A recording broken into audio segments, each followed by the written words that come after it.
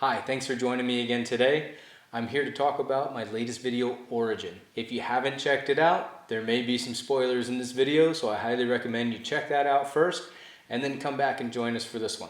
The inspiration behind this one was actually a contest put on by another YouTuber, Film Riot. If you haven't checked them out, I highly recommend it. They've got some great content on filmmaking.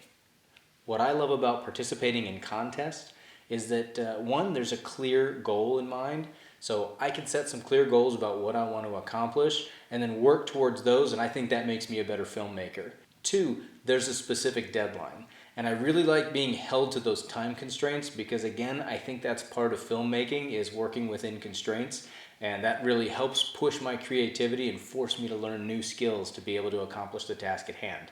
So it was a great experience. In this case, genre was wide open, so I could shoot pretty much anything I wanted. I just had to keep it under 4 minutes. And I had about 2 months to work on it, and I used just about all of that time. It was a fantastic experience. I had a blast. On this project, I also made the decision to rent some gear. I rented a 3-light kit, RE tungsten lights, so I got to play with those using gels, a camera, and some lenses, and I really felt like that helped bump up my production value. What I'd like to talk about is the top 3 coolest things about making this video and the top 3 lessons learned that I'm coming away with. 1. After Effects. I really got to push my After Effects skills in this one. When you watch it, you'll probably see, for one, the glitchy intro and the effects on the monitor in the lower right of a good portion of the film were all created in After Effects. So I really got to play with that skill. 2, the thermal imaging effect is something that I created in After Effects. Had a blast with that one. Really took a lot of kind of tweaking, trying to hone it in to get the look that I was after. And 3, spoiler alert, there's a monster at the end. So the monster was something that was created in After Effects as well. And I got to really play with some different skills there. So I really came away from this project feeling a lot more confident with After Effects and a lot of the things that you can do with it.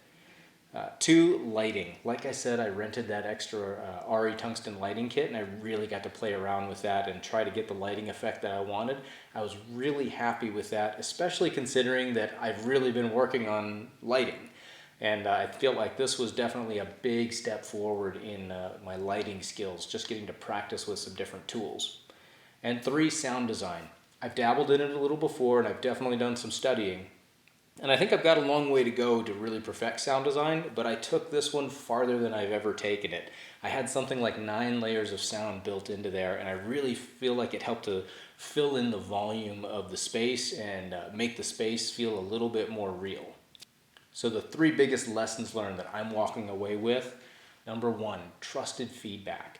That's probably one of the most valuable things that I did in this production.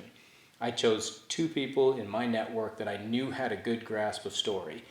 My brother has posted videos before, so he has a good sense of how to put a video together, and my writing partner has a really fine command of story and storytelling. Their feedback combined actually overlapped quite a bit, which gave me a lot of confidence in what areas to work on. I still had a little time to work on it with their feedback, and I think I was able to dial in the storytelling that much more. So I think that's something that I'll probably do again. Number 2, sound design. I think I came a long way on this video on sound design. I did more than I've ever done before, but I think I also just got a sense of how vast that world really is. Sound design can make such a huge difference in the volume and making the space feel so much more real, and I think there's a ton more that I could learn and do. Lots of great content on YouTube. I'm definitely going to be digging into that stuff.